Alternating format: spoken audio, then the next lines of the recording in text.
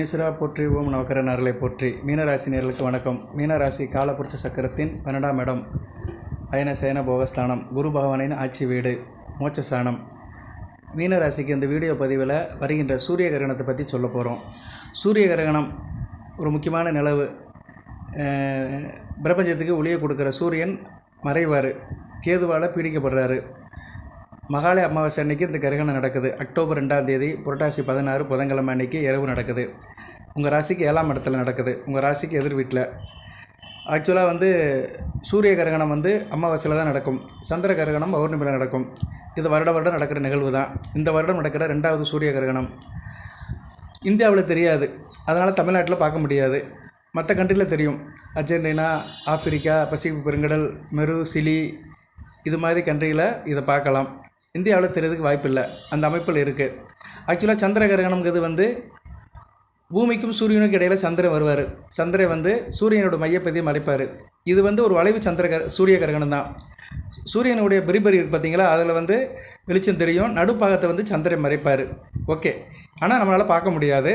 But இந்த நிகழ்வு நடக்கும், இந்த பிரபஞ்சத்தில் நிகழ்வு நடக்கும், அதை உணர முடியும். சரியா, அதோட தாக்கம் பூமி முழுக்க இருக்கும், எல்லா இடத்துலையும் இருக்கும். சரியா, நிலம், நீர் எல்லா இடத்துலையும் இருக்கும். நெருப்பு, காற்று, பஞ்சபூதத்துக்கும் தொடர்பு உண்டு.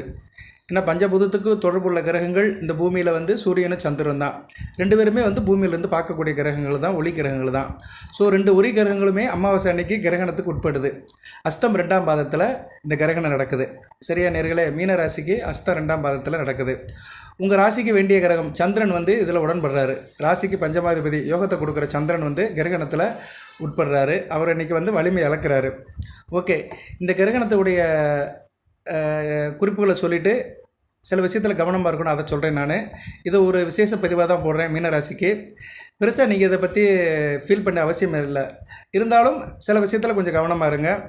அதுபோக சில வழிபாடுகளை பண்ணுங்கள், சில வழிமுறைகளை பின்பற்றிட்டிங்கன்னா நல்லதாக நடக்கும். ஏன்னா கிரகணம், சூரிய கிரகணங்கிறது கொஞ்சம் பவர்ஃபுல்லு தான். ஏன்னா சூரியன் ஆத்மகாரகன், பிரபஞ்சத்துக்கு ஒளியை கொடுக்குறவர். அவர் கிரகணத்துக்கு உட்படுறாரு. நம்ம நாட்டில் தெரியாது, மற்ற நாட்டில் தெரியும். அதாவது எப்படின்னா, நமக்கு இரவு பொழுதாக இருக்கும்போது மற்ற நாட்டுக்கெல்லாம் பகல் பொழுது இருக்கும். சரியா, அந்த நாட்டில் அந்நேரம் சூரியன் மறைக்கப்படுவார். அதோட தாக்கம் இந்த பூமி முழுக்க இருக்கும். அதை மனசில் வச்சுக்கணும். என்ன நிறைய பேர் இங்கே தர்க்கம் பண்ணுறாங்க, வாதம் பண்ணுறாங்க. இங்கே இந்தியாவில் தான் தெரியாது இல்லையா, நீ எதுக்கே சூரிய கிரகணத்தை பற்றி வீடியோ போடுற அப்படிங்கிறாங்க. இந்தியாவில் தெரியலைன்னா என்ன, பூமியில் நடக்கல. காற்று எங்கே இருக்குது, காற்று எங்கேருந்து வருது, காற்றை கண்ணால் பார்க்க முடியுமா, உணர்த்தான் முடியும். அது எங்கேருந்துனாச்சும் வரும். ஒரு பக்கம் கிழக்கு பக்கத்துலேருந்து அடிக்கும், ஒரு பக்கம் மேற்கு பக்கத்துலேருந்து அடிக்கும், ஒரு பக்கம் தெற்கு பக்கத்துலேருந்து அடிக்கும். ஆனால் அது எங்கேருந்து உருவாகி வருதுன்னு சொல்ல முடியாது. கடலிருந்து தான் காற்று வருதுங்கிறாங்க. அது எந்த கடல்லையும் யாராலும் சொல்ல முடியாது. ஸோ காற்றுன்னு ஒன்று நம்ம உணர்கிறோம், பார்க்க முடியாது. ஸோ உணர்கிற விஷயங்களுக்கெல்லாம் அறிவுபூர்வமாக சிந்திக்க முடியாது. எந்தெந்த விஷயத்தில் நம்ம உணர்வுபூர்வமாக முடிவெடுக்கிறோமோ அங்கே அறிவு வேலை செய்யாது. சரியா, அறிவுக்கும் உணர்வுக்கும் சம்மந்தமே கிடையாது. அதனால் சில விஷயத்தை உணர்வுபூர்வமாக எடுத்துக்கணும். சரியா, இறை உணர்வு அதை தான் சொல்கிறாங்க. இறை அன்பு, இறை உணர்வு சொல்கிறாங்க. தெய்வத்தை கும்பிடுறதும் ஒரு உணர்வு மேலே தான் கும்பிடுறோம். தெய்வத்தை உணரத்தான் முடியும். சரியா நேர்களே, ஓகே, நம்ம அதுக்குள்ளே போக வேண்டாம். ஏன்னா இங்கே நிறைய பேருக்கு புரிய வைக்க முடியல என்னால். ஏன்னா எதனாச்சும் ஒன்று கமெண்ட்ஸில் போடுறாங்க. பட் நான் வீடியோ போட்டுக்கிட்டு தான் இருக்கேன் மீனராசிக்கு. இந்த சூரிய கிரகணம் மட்டும் போடலை, எத்தனையோ வீடியோ போட்டிருக்கிறேன் மீனராசிக்கு. கடந்த 2 வருட காலமாக மீனராசிக்கு நிறைய வீடியோ போடுறேன். அப்பப்போ சாதக பாதங்கள் அப்டேட் பண்ணுறேன். உங்களுக்கு ஒரு உற்ற தோழனாக, துணைவனாக, நண்பனாக போதி ஜோதிடம் இருக்குது. ஜோதிடத்தை பொறுத்த அளவுக்கு அப்பப்போ அப்டேட் பண்ணிட்டு தான் இருக்கிறேன். அதன்படி இந்த சூரிய கிரகணத்தை உங்களுக்கு நான் தெரியப்படுத்துகிறேன். சரியா, இதை ஒரு இன்ஃபர்மேஷனை நீங்கள் எடுத்துக்கோங்க. ஓகே, சூரிய கிரகணம் ராசிக்கு 7ஆம் இடத்துல கன்னியில் நடக்கு. அஸ்தம் 2ஆம் பாதத்தில் நடக்கு. அக்டோபர் 2ஆம் தேதி மகாலய அமாவாசை அன்னைக்கு இரவு நடக்குது. புரட்டாசி 16 புதன்கிழமை இரவு 9:13 தொடங்குது. அதே மாதிரி அதிகாலை 3:17 முடிஞ்சிருது. அதாவது அதிகாலையும் கூட சொல்ல முடியாது, நள்ளிரவு தாண்டி 3:17 முடியுது. சரியா, இரவிலே தொடங்கி இரவிலே முடிஞ்சிருது. கிட்டத்தட்ட ஒரு 6 மணி நேரம் அந்த கிரகணத்தோட அமைப்பு இருக்கும். நம்ம அந்நேரம் மேக்ஸிமம் தூங்கிட்டு தான் இருப்போம். 9 மணிக்கு மேலேயே நம்ம இரவு பொழுதில் நம்ம டிஃபன்லாம் சாப்பிட்டுட்டு தூங்குறதுக்கு தயாராகிடுவோம். ஸோ இரவு பொழுது தூங்க தான் போகிறோம். நம்ம என்ன செய்யணும் சார் அப்படின்னு பார்த்தோம்னா, மீன ராசிக்கு 3 நட்சத்திரம் இருக்குது. பூரட்டாதி, உத்திரட்டாதி, ரேவதி. இதில் ரேவதி நட்சத்திரநாதன் புதன் இந்த கிரகணத்தில் உட்படுறாரு. ஏன்னா புதன் கன்னி ராசியில் இருக்கிறாரு. அதனால் ரேவதி நட்சத்திரக்காரங்க கொஞ்சம் கவனமாக இருக்கணும். பொதுவாக 3 நட்சத்திரமும் நல்ல கவனமாக தான் இருக்கணும். ரேவதி கொஞ்சம் கூடுதல் விழிப்பாக இருக்கணும். ஏன்னா நட்சத்திரநாதன் கிரகணத்தில் ஆட்படுறாரு. அதனால் நான் என்ன சொல்ல வரேன்னா, கிரகணம் முடிஞ்சு மறுநாள் ரேவதி நட்சத்திரத்துக்காரங்க கண்டிப்பாக கோயிலுக்கு போகணும். பக்கத்தில் இருக்கிற விநாயகர் கோயிலுக்கு போயிட்டு விநாயகரை கும்பிட்டுட்டு விளக்கு போட்டு உங்கள் வேலையில் பாருங்கள். வேறு எதுவும் செய்ய வேண்டாம். அதுபோல் கிரகணம் நடக்கிற அன்றைக்கி என்ன சார் செய்யணும் அப்படின்னு பார்த்தோம்னா, மீனராசியில் பிறந்த 3 நட்சத்திரத்தில் பிறந்த 3 பேருமே வந்து கொஞ்சம் கவனமாக இருக்கணும். ஏன்னா கலஸ்திர ஸ்தானத்தில் நடக்குது. ராசிக்கு 7ஆம் இடம் கலஸ்திரம். கலஸ்திர ஸ்தானம்ங்கிறது என்ன? கணவன் மணி உறவு, கூட்டு தொழில், நண்பர்கள், சொந்த பந்தம், இணக்கம். நீங்கள் வந்து சமுதாயத்தில் காட்டுற ஒரு அக்கறை, சமுதாயத்தில் உங்களுக்கு ஏற்படுற ஒரு மதிப்பு, வெகுஜன தொடர்பு, இதெல்லாமே வந்து 7ஆம் இடம் தான். கூட்டு தொழில், உங்களுடைய தொழில் சார்ந்த அமைப்புகள், உங்களுடைய இன்வால்மெண்ட்டு, இன்டெகிரேஷன், ஒருங்கிணைத்து போகிறது எல்லாமே 7ஆம் இடம் தான். ஸோ அதனால் 7ஆம் இடங்கிறது ஒரு முக்கியமான அமைப்பு, ஒரு முக்கியமான கேந்திரம், எதிர் வீடு, உங்கள் ராசிக்கு எதிர் வீடு. இப்போ நமக்கு வந்து எதிர் வீட்டில் ஒரு பிரச்சனைனா நம்ம வீட்டுக்கு பாதிக்கும். எதிர் வீட்டில் ஒரு சம்பவம்னு வச்சுக்கோங்களேன், அதோட தாக்கம் நமக்கு நம்ம வீட்டில் இருக்கும். அது மாதிரி தான் எதிர் வீட்டில் வந்து இந்த கிரகணம் நடக்குது. இதுக்கு முன்னாடி உள்ள கிரகணம், சந்திர கிரகணம் உங்கள் ராசியில் நடந்தது. எப்போ நடந்தது சார்னா செப்டம்பர் 18ஆம் தேதி நடந்தது. சரியா? உங்கள் ராசியில் நடந்துச்சு, கிரகணம் நடந்துச்சு. அதை நான் வீடியோ போட்டிருந்தேன். இப்போ அதுக்கடுத்து கரெக்டாக அது முடிஞ்சு 15 நாள் கழிச்சு இப்போ வந்து உங்கள் ராசிக்கு எதிர் வீட்டில் கன்னியில் நடக்குது. ஓகே, உங்கள் ராசியில் நடந்து சந்திர கிரகணம், இப்போ நடக்கிறது சூரிய கிரகணம். இதனால் வந்து நீங்கள் என்ன பண்ணுறீங்கன்னா, அக்டோபர் 2ஆம் தேதி இரவு வந்து சாப்பிட்ருங்க. 9:15 சாப்பிட்டு முடிச்சிருங்க. சாப்பிட்டு முடிச்சுட்டு வீட்டில் சிவநாமத்தை சொல்லுங்கள். தூங்க போகிறதுக்கு முன்னாடி நெத்தியில் விபூதி பூசிக்கிட்டு இறைநாமத்தை சொல்லிட்டு தூங்குங்க. அன்றைக்கி வந்து நான்வெஜ் எடுக்க வேண்டாம். பொதுவாக அன்றைக்கி வந்து மகாலய அமாவாசை இருக்கிறதுனால மேக்ஸிமம் இந்து கலாச்சாரத்தை பயன்படுத்துகிறவங்க நான்வெஜ் எடுக்க மாட்டாங்க. சரி, அமாவாசை அன்றைக்கி நான்வெஜ் சாப்பிட மாட்டாங்க. பகலில் சிவன் கோயிலுக்கு போய்ட்டு வாங்க. ஏன்னா அமாவாசை அன்றைக்கி போய்ட்டு வர்றது நல்லது. நான் ஏற்கனவே இதுக்கு முன்னாடி ஒரு வீடியோ போட்டிருந்தேன், வரிஷ்டா யோகம்னு. அதில் வந்து அதம யோகம், சமயோகம் உள்ளவங்க வந்து அமாவாசை தோறும் போய் சிவன் கோயிலில் விளக்கு போட்டு வந்தால் நல்லா இருக்குன்னு போட்டிருந்தேன். அந்த வீடியோ படி ஃபாலோ பண்ணுறவங்க அமாவாசை அன்றைக்கி சிவன் கோயிலுக்கு போய்ட்டு வாங்க. தாய் தகப்பனை இழந்தவங்க தர்ப்பணம் பண்ணுங்க, திதி கொடுங்க.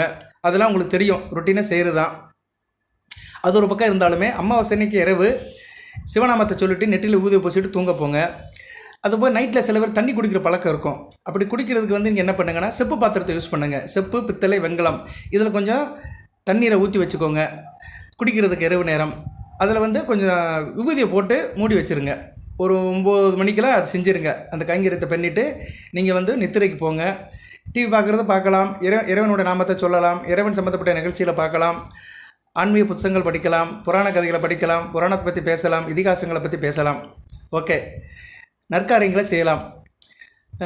அந்த விபூதியை போட்டு ஏன் நான் தண்ணியில் போட சொல்கிறேன்னா, கிரகண நேரத்தில் இடையில வந்து நம்ம தண்ணி குடிக்கும்போது நமக்கு வந்து அது ஒரு பாதுகாப்பாக இருக்கும். பர்டிகுலராக கர்ப்பஸ்திரிகள், கர்ப்பிணி பெண்களுக்கு ரொம்ப உகந்ததாக பார்க்கப்படுகிறது. சரியா? கர்ப்பிணி பெண்கள் வந்து இதை வந்து கண்டிப்பாக பயன்படுத்தணும். சில பேர் சாப்பாடு பொருளெல்லாம் தர்ப்பை போடுவாங்க. தர்ப்பையெல்லாம் போட வேண்டாம். சரியா? தர்ப்பையெல்லாம் போட வேண்டாம். உணவுப் பொருட்களுக்கெல்லாம் ஒன்றும் பிரச்சனை இல்லை. குடிக்கிற நீர் உடனே உடம்புல சேர்றது. அந்த குடிக்கிற நீரில் மட்டும் கொஞ்சம் விபூதியை போட்டு சிவாய நமகான்னு மூடி வச்சுருங்க. அந்த தண்ணியை வந்து இடையில யூஸ் பண்ணிக்கோங்க. ஓகே, அந்த தண்ணி மிச்சம் இருந்ததுன்னா மறுநாள் காலையில் குடிச்சிருங்க. அதுலேயும் மிச்சம் இருந்துச்சுன்னா மரத்துக்கு ஊற்றிடுங்க. சரியா? வேப்ப மரமோ பக்கத்தில் இருக்க செடிகளுக்கோ ஊற்றிடுங்க. ரைட் நேயர்களே, மறுநாள் காலையில் வந்து கோயிலுக்கு போங்க. பக்கத்தில் இருக்க விநாயகர் கோயிலுக்கு போங்க, அம்மன் கோயிலுக்கு போங்க. சரி, அம்மன் கோயிலுக்கோ விநாயகர் கோயிலுக்கோ போகலாம், சிவன் கோயிலுக்கும் போகலாம். சாலை திறந்தது. குறிப்பாக ரேவதி நட்சத்திரத்துக்காரங்க கண்டிப்பாக போகணும். மற்ற நட்சத்திரத்துக்காரங்க போகிறது சாலை சிறந்தது, கூடுதல் தான் நன்மை. ஒரு கிரகணம் முடிஞ்சு நம்ம வந்து மறுநாள் வந்து இறைவனை போய் தரிசிட்டு வருது மிக நன்மை. ஏன்னா இந்த பிரபஞ்சத்திலேயே இறைவனாக பாவிக்கப்பட்ட 2 கிரகங்கள் வந்து சூரியனும் சந்திரனும் தான். சூரியன் வந்து சிவனாகவும் சந்திரனை சக்தியாகவும் தான் கும்பிட்டுருக்காங்க. அதனால் சூரியனை பித்திருக்காரகன் என்றும் சந்திரனை மாதுர்காரகன் என்றும் சொல்கிறோம். நமக்கு எல்லாத்துக்குமே தாய் தப்பன் வந்து சூரியனும் சந்திரன் தான். சரியா? அதை வேத ஜோதிடத்தில் அது கண்டிப்பாக சொல்லியிருக்கிறாங்க, அந்த இடம் கொடுத்துருக்குறாங்க. சரியா? அதனால் அதைத்தான் நான் வலியுறுத்தி இங்கே சொல்கிறேன். வேறு என்ன சார் பலன்கள் அப்படின்னு பார்த்தோம்னா, உங்கள் ராசிக்கு 5 குடையவன் வந்து ராசிக்கு 7ஆம் இடத்துல மறைகிறாரு. பிள்ளைகள் விஷயத்தில் கொஞ்சம் கவனமாக இருங்க. அந்த அமாவாசை அன்னைக்கு பிள்ளைகள் விஷயத்தில் விட்டு கொடுத்து போங்க. பிள்ளைகள் விஷயத்தில் சில செலவுகள் வரலாம். பிள்ளைகளோட உடல்நலத்தை பார்த்துக்கோங்க, தாயாரோட உடல்நலத்தை பார்த்துக்கோங்க. அதுபோல் அரசு தொடர்பில் வேலைக்கு இருக்கிறவங்க கொஞ்சம் கவனமாக இருங்க. அரசாங்க வேலையில் உத்தியோகத்துக்கு போகிறவங்க அன்றைக்கி என்ன கிழமை? அன்றைக்கி புதன்கிழமை தான், டியூட்டி தான். ஸோ டியூட்டிக்கு போகும்போது கொஞ்சம் கவனமாக இருங்க. மேல் அதிகாரிகிட்ட அனுசரித்து போங்க. உடன் வேலை பார்க்குறவங்க பேச்சை கேளுங்க, எதுவும் ஆர்குமெண்ட் பண்ண வேண்டாம். அதுபோல் அரசியல்வாதிகளும் கொஞ்சம் கவனமாக இருங்க. தாப்பனார் வழியில் கொஞ்சம் இணக்கமாக இருங்க. தாப்பன் பேச்சை கேட்டுக்கோங்க. தாப்பன் வழி உறவு முறையிலையும் யாருனாச்சும் வீட்டுக்கு வந்தாங்கன்னா அனுசரித்து போங்க. ஏன்னா அமாவாசை வந்து தாப்பனுக்கு தான் முக்கியமானது. ஏன்னா தாப்பனுக்கு வந்து திதி கொடுக்கறது, தாப்பன் இல்லாதவர்கள் தங்களோட பித்திர்களுக்கு வந்து திதி கொடுக்குறனால தான் அமாவாசை. அது முக்கியமான அமாவாசை, மகாலய அமாவாசை. மகாலய அதுக்கு என்ன சொல்லுவாங்கன்னா மகாலய பிதுர்பக்ஷ அமாவாசை அப்படிம்பாங்க. சரியா? ஓகே. பிதுர்னாலே தகப்பன்னு அர்த்தம், தகப்பன் வழின்னு அர்த்தம். ரைட் நேர்களே. கூடுதலாக புதன் கிரகணத்தில் உட்படுறாரு. புதன் உங்கள் ராசிக்கு 4, 7 கூடியவன், சுகஸ்தானாதிபதி, கலசர ஸ்தானாதிபதி. அதனால் தாய் கூடயும் மனைவி கிட்டையும் விட்டு கொடுத்து போங்க. நீங்கள் ஆணாக இருந்தால் மனைவி கிட்டையும் தாய்கிட்டையும் விட்டு கொடுத்து போங்க. பெண்ணாக இருந்தீங்கன்னா கணவன்கிட்டையும் கணவருடைய மாமனார் உங்கள் தாயார் விஷயத்துலையும் கொஞ்சம் கவனமாக இருங்க. அவங்க உடல்நலத்தை பார்த்துக்கோங்க. குறிப்பாக பெண்கள் மாமியார்கிட்ட பிரச்சனை பண்ணாதீங்க. மாமியார் வீட்டில் இருக்கிறவங்ககிட்ட அனுசரித்து போங்க. அவங்க எதனா சொன்னாலுமே சரின்ட்டு போங்க. இதோட தாக்கம் ஒரு 2 நாளைக்கு இருக்கும். சரியா? அமாவாசை அன்னைக்கும் அமாவாசைக்கு மறுநாள் இருக்கும். கொஞ்சம் கவனமாக இருங்க. அக்டோபர் 2ஆம் தேதி 3ஆம் தேதியும் இந்த விஷயத்தில் கொஞ்சம் விட்டு கொடுத்து போனீங்கன்னா எந்த பிரச்சனையும் இருக்காது. நண்பர் விஷயத்திலும் சரி, சொந்த பந்த விஷயத்திலும் சரி அனுசரித்து போங்க. எதுவும் பிரச்சனை வராமல் பார்த்துக்கோங்க. வயது இளைஞர்கள் நண்பர்கள் விஷயத்தில் எதுவும் பிரச்சனை பண்ணாதீங்க. வாக்குவாதம், சண்டை இதெல்லாம் தவிர்த்துருங்க. நண்பர்களை கூட்டிகிட்டு ரொம்ப லாங்காக எங்கேயும் ரொம்ப தூரம் போக வேண்டாம். சரியா? ஏன்னா 7ஆம் இடத்துல 7 கூடியவன் அமாவாசை கிரகணத்தில் பாதிக்கப்படுறாரு. புதன் ஒரு நட்புக்குரிய கிரகம். அதனால் நட்பில் சில பிரச்சனைகள் வரலாம், சில தவறுதல் புரிதல் ஆகலாம். அதனால் சில கான்ட்ரவர்ஷனை சண்டை வர்றதுக்கு வாய்ப்பு இருக்குது. அதனால் கவனமாக இருக்கணும். நண்பர் விஷயத்தில் விட்டு கொடுத்து போங்க. படிக்கிற மாணவர்கள், உயர்கல்வி படிக்கிற மாணவர்களும் கொஞ்சம் இணக்கமாக இருக்கணும். சரியா? கொஞ்சம் பார்த்து இருக்கணும். படிக்கிற இடத்துலையும் சரி, காலேஜிலும் சரி, ஹாஸ்டலும் சரி, தங்குற இடம் மற்ற இடத்துல கொஞ்சம் கவனமாக இருக்கணும். எதோ பிரச்சனைக்கு உட்படலாம். அதுபோக கிரகணம் நைட்டில் தான் நடக்குது. 2ஆம் தேதி நைட்டில் தான் நடக்குது. இப்போ மீனராசியில் சேர்ந்தவர்கள் இரவில் எங்கேனாச்சும் பிரயாணம் போகலாம். கார்லேயோ, பஸ்ஸுலையோ, ட்ரெயின்லேயோ எங்கேனாச்சும் போகலாம். அப்படி போகிறவங்க பிரயாணத்தை தவிர்க்க வேண்டாம். பிரயாணத்துக்கு போங்க. வீட்டில் சாமி கும்பிட்டுட்டு கிளம்புங்க. போகும்போது விபூதியை ஒரு சட்டை பாக்கெட்டில் எடுத்து வச்சுக்கோங்க. சரியா? விபூதியை ஒரு பேப்பர் பாக்கெட்டில் மடித்து வச்சுட்டு ஷர்ட்டுக்குள்ளே வச்சுருக்கோங்க. இல்லைனா நம்ம லக்கேஜுக்குள்ளே வச்சுக்கோங்க. போதும். சரியா? நல்லது. எப்போயுமே நம்ம லக்கேஜில் விபூதி இருக்கணும். நம்ம வெளியூர் போனாலும் சரி, வேறு எங்கே போனாலும் சரி, லக்கேஜில் விபூதி இருக்கணும். தினமும் காலையில் விபூதி பூசணும். அந்த சைவ சின்னத்தை நெற்றியில் வைக்கணும். வெறும் நெற்றி பால் அப்படிம்பாங்க. ஒரு நெற்றி சும்மா இருக்குன்னா அது பாலுன்னு அர்த்தம். அந்த நெற்றி இருக்கிறதுக்கு அவசியம் இல்லை. ஏன்னா நெற்றி ரொம்ப முக்கியமானது. ஏன்னா சிவனுக்கு நெற்றிக்கண்ணு தான் ரொம்ப முக்கியம். அதை நம்ம அதை ஒரு நினைக்கிறதுக்கு நெற்றியில் விபூதி பூசும்போது அந்த சிவனை நினைக்கிறோன்னு அர்த்தம். சரியா? அந்த நெற்றிக்கண்ணுடைய அணுக்கரம் நமக்கு கிடைக்கும். இந்த நெற்றிக்கண்ணு ரொம்ப முக்கியமானது. நெற்றிக்கண் வழியாக தான் முருகப்பெருமானே பிறந்தார். முருகப்பெருமான் நெற்றிக்கண் வழியாக தான் பிறந்தார். ஒரு ஆணுக்கு பிறந்த ஆண் சிவபெருமான் தான், முருகப்பெருமான் தான். எந்த தெய்வமே பிறக்கலை. எல்லா தெய்வமே அவதாரத்தில் தோன்றியிருக்கும், இல்லைன்னா ஒரு தாய் வீடியில் மறந்துருக்கும். ஆனால் ஒரு ஆணுக்கு பிறந்த ஆண் முருகப்பெருமான் தான். அதனால தான் முருகப்பெருமானுக்கு அவ்வளோ பக்தி இருக்குது. திருப்புகழில் அருணகிரிநாதர் சொல்கிறாரு, தனியாண்மை கொண்டு நெடுவேல்னு வேல் விருத்தத்தில் சொல்கிறாரு. அது முருகப்பெருமானுக்கு அப்படி ஒரு தனி ஆண்மை உண்டு. ஆண்மைனாலே முருகப்பெருமான் தான், அவருக்கு நிகர் அவர் தான். சரியா?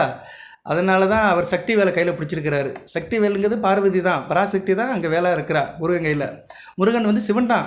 சிவன் தாண்டி மகனாக பிறந்தாண்டி அந்த சிவன் தான் முருகனாக நிற்கிறான்.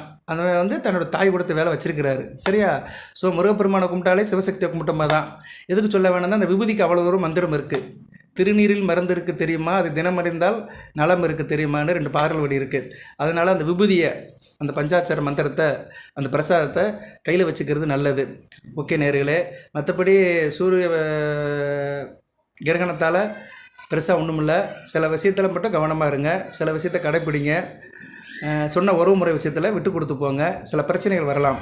இதெல்லாம் எதுக்கு சொல்கிறேன்னா, வருமுன்னு காக்கணும், அவ்வளோதான். தெரிஞ்சுக்கணும் இந்த விஷயத்தில் சில பிரச்சனைகள் வரும். அப்படி வர்ற மாதிரி இருந்துச்சுன்னா நம்ம ஒதுங்கி போயிடணும். சரியா? ஜோதிடத்தில் அதுதான் ஒரு ஜோதிடர் சொல்லணும். இதுதான் சாதக பாதகங்கள். பாதகம் இல்லாத வாழ்க்கை இல்லை. பாதகம் இருக்க தான் செய்யும். பள்ளம் இல்லாத ரோடு இருக்கா?